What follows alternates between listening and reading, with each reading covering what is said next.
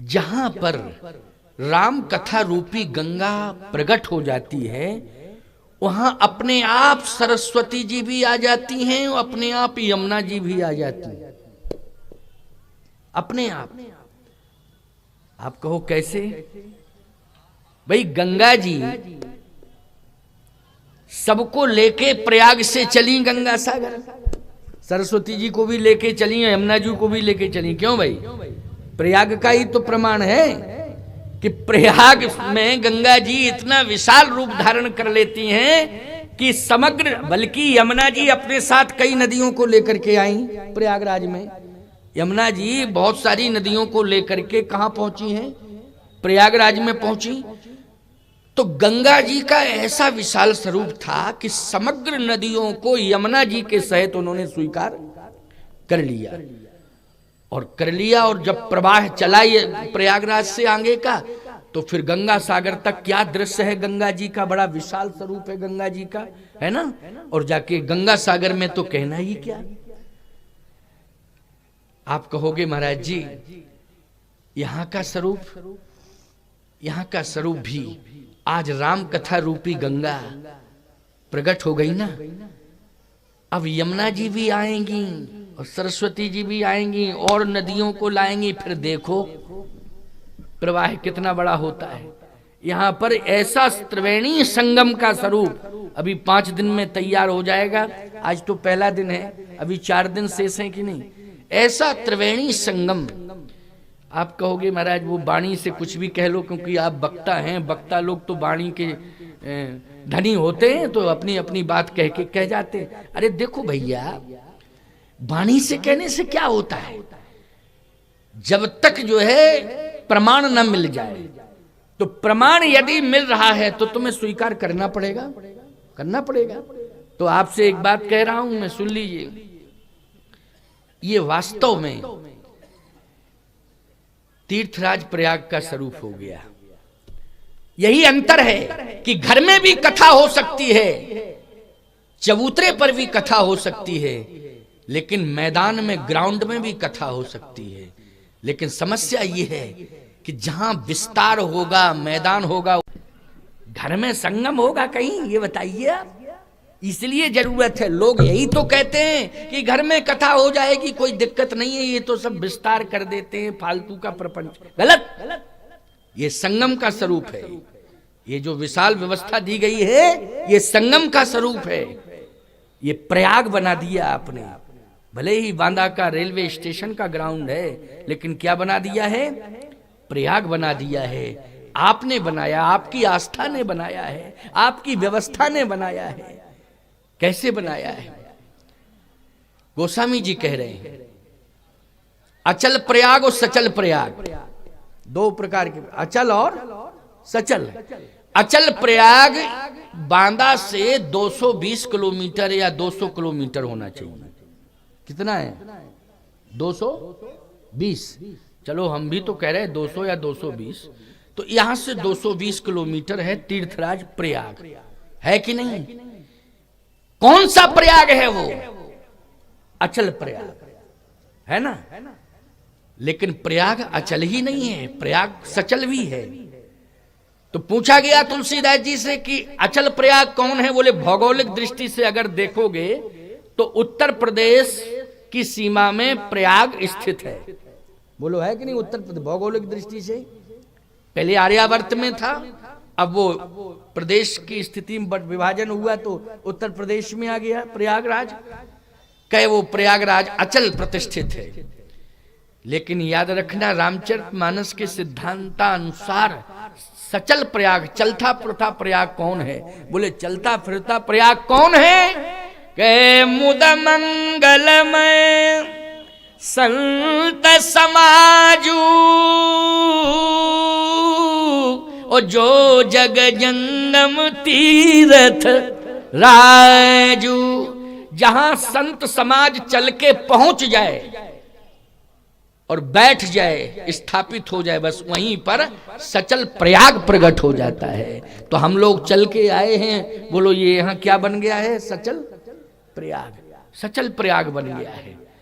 समस्या ये है कि घर में अंदर नहीं बन सकता था ये सचल प्रयाग। अब इतने लोग घुस जाएं किसी के घर में तो भगदड़ मचेगी कि नहीं मचेगी? अरे भैया व्यवस्था कहाँ होगी यार, तुम लोग कैसे आदमी हो, हैं? चले आए और पहले बताना चाहिए था, व्यवस्था कैसे घर के अंदर घुसा दिया। तमाम प्रकार की टिप्पणी। और यहाँ मैदान जगह बहुत है, बैठे तो हर घर का व्यक्ति सोचेगा बड़ी सुविधा है यार, बैठने की बहुत अच्छी, सोशल डिस्टेंसिंग में बैठो, चलो चलें, क्या करेंगे घर में बैठे बैठे, चलो स्नान करें। कहाँ? सचल प्रयाग में स्नान करें। तो मुद मंगलमय संत समाजू, ओ जो जग जंगम तीरथ राजू, ये है सचल प्रयाग। तीर्थराज प्रयाग में विशेषता है। क्या विशेषता है? कि प्रयाग में गंगा, यमुना और सरस्वती जब तीनों एक साथ एक स्थान पर आ जाएं तो वो बन जाता है त्रिवेणी। क्या बन जाता है भैया? त्रिवेणी बन जाता है। तो यहां पर तो ठीक है, राम कथा, गंगा और महात्मा आ गए, सो प्रयाग हो गया। लेकिन यमुना जी कहां से लाएंगे और सरस्वती? पहली बात तो ये है कि ये जो व्यवस्था दी है आपने, ये कर्म का प्रतीक है। बोलो, व्यवस्था किसका प्रतीक है? कर्म का प्रतीक है। कर्म, ये आप सबने कर्म के माध्यम से ये व्यवस्था दी है। तो गोस्वामी तुलसीदास जी महाराज से पूछा गया कि भक्ति रूपी गंगा, लेकिन यमुना जी क्या है? बोले कर्म रूपी यमुना। कर्म रूपी यमुना। विधि निषेध मैं कलिमल हरिणी, करम कथा रविनंदन बरनी। रविनंदनी किसका नाम है? यमुना जी का नाम है। रविनंदनी कौन है? यमुना जी हैं। ये जो स्वरूप दिखाई दे रहा है आपको, ये रचना जो दिखाई दे रही है, ये कर्म से संबंधित है। और ये जो राम भक्ति रूपी गंगा आज प्रवाहित हो रही है, उसमें निश्चित रूप से सबसे पहले आप सबके द्वारा जो श्रम किया गया है, ये कर्म का स्वरूप जो दिखाई दे रहा है, यही आपका यमुना का स्वरूप है। इसलिए कर्म के रूप में यमुना प्रकट हो गई हैं और कथा के रूप में गंगा प्रकट हो गई हैं। आप कहो ठीक है चलो, लेकिन सरस्वती, अरे हम सब बोल रहे हैं, ये जो धार मुंह से निकल रही है, ये किसकी धार है बोलो? ये सरस्वती की तो है। ये सरस्वती की बिना कृपा के एक शब्द भी निकल सकता है क्या? एक शब्द भी नहीं निकल सकता बिना सरस्वती की कृपा के। तो ये सरस्वती जी की कृपा ही है जो एक एक शब्द निकल रहा है और आप सब सुन रहे हैं। नहीं, आप कहो महाराज सुन रहे हैं, आप बोल रहे हैं, ऐसे कैसे सुन रहे हैं? कोई किसी की सुनना चाहता आज के जमाने में? बोलो भाई, कोई किसी की आज के जमाने में सुनना नहीं चाहता है। और ये तो ऐसी बैठी हैं जो किसी की नहीं सुनना चाहती अपने आगे है। अगर इनको सुनाने का प्रयास करो, समझाने का, तो फिर ज्यादा होगा तो यही कहेंगे सास ससुर की नहीं सुनी तो माई क्या सुने, तब और समस्या खड़ी हो जाएगी। लेकिन ये एक साथ बैठ के सुन रही हैं और ऐसे सुन रही हैं जैसे दुकान में संगमरमर की मूर्तियां, ना हिल रही, ना डुल रही, ना बोल रही, एकदम तटस्थ भाव से सुन रही। बोलो, ये किसका प्रभाव है? ये सरस्वती का प्रभाव है। ये किसका प्रभाव है? सरस्वती का प्रभाव है। आप सब बुद्धिजीवी बैठे हो, साधारण नहीं हो। एक एक श्रोता 500 श्रोताओं की काबिलियत लिए बैठा है यहां। ये सैकड़ों की संख्या में मुझे आप दिखाई दे रहे हो, लेकिन ये लाखों की संख्या है। इसलिए कि हम व्यक्ति की गणना नहीं कर रहे हैं, व्यक्तित्व की गणना कर रहे हैं कि व्यक्तित्व लिए बैठे हो आप, व्यक्ति नहीं व्यक्तित्व हो। तो व्यक्ति महत्वपूर्ण नहीं होता है, व्यक्तित्व महत्वपूर्ण होता है। क्षमता कितनी है? तो साधारण श्रोता नहीं है ये सब। ये किसकी कृपा है? सुन रहे हो एक एक शब्द और घंटों से बैठ के सुन रहे हो, ये सरस्वती की कृपा है। बिना सरस्वती की कृपा के एक सेकंड नहीं सुन सकते आप। है यही कहोगे कौन पागलों की बातें सुने, चलो चले है? लेकिन एक एक शब्द ऐसे सुन रहे हो कि जीवन का कल्याण हो रहा है, आनंद की अनुभूति हो रही है। बोलो हो रही है कि नहीं? आनंद अनुभूति हो रही है एक एक शब्द से। ये मेरा प्रयास नहीं है, ना मेरा पुरुषार्थ है, ये तो सरस्वती जी की कृपा है। इसलिए मैं अनुभव कर रहा हूं, ये सरस्वती का स्वरूप है। तो बताइए, कर्म रूपी यमुना, भक्ति रूपी गंगा, ज्ञान रूपी सरस्वती। अच्छा सही बताओ, त्रिवेणी हो गया संगम कि नहीं हो गया? अब कसर क्या रह गई? साधु संत आई गए तो ये सचल प्रयाग हो गया कि नहीं हो गया? आप कहोगे महाराज वहां तो भरद्वाज जैसे महात्मा रहते हैं, अब यहाँ तो भैया हमको क्या, तुम लकड़ बग्घा मान रहे हो? अरे भरद्वाज के रूप में ही मान लो कि महात्मा आ गए। क्यों भाई? हैं, जब चल फिर के प्रयाग आ गया तो भरद्वाज चल फिर के आ गए हैं। क्यों भाई? ऐसा मानो तो पूर्ति हो जाएगी कि नहीं हो जाएगी? उसमें पूर्णता आ जाएगी कि नहीं आ जाएगी? इसमें अधिक कहने की क्या आवश्यकता है? इसलिए समझदार के लिए इशारा ही काफी है, इशारा ही काफी है। तो आप सबको मैंने कथा की महिमा सुनाई कि कथा सुनना जरूरी है और इस कथा में सम्मिलित होना और लोगों को प्रेरणा देना ये अनिवार्य है। और ये मंच महत्वपूर्ण मंच है, इसलिए इसकी गरिमा बनी रहे।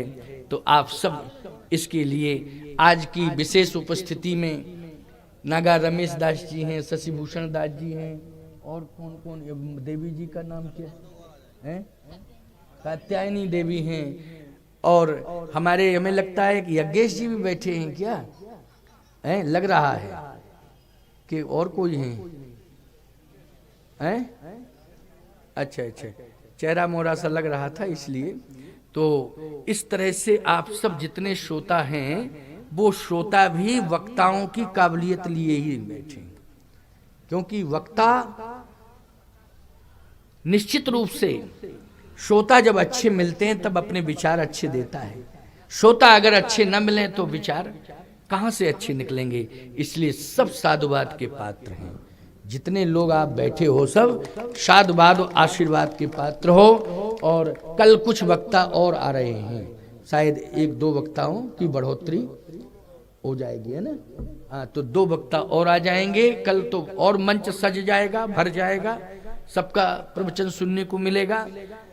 और जितने भी इस मानस समिति के सदस्य हैं भाई, वो सदस्य मेहनत कर रहे हैं और पूरी तरह से इस कार्यक्रम को सजाने और संभालने में, इसका श्रृंगार करने में पूरी तरह से लगे हुए हैं।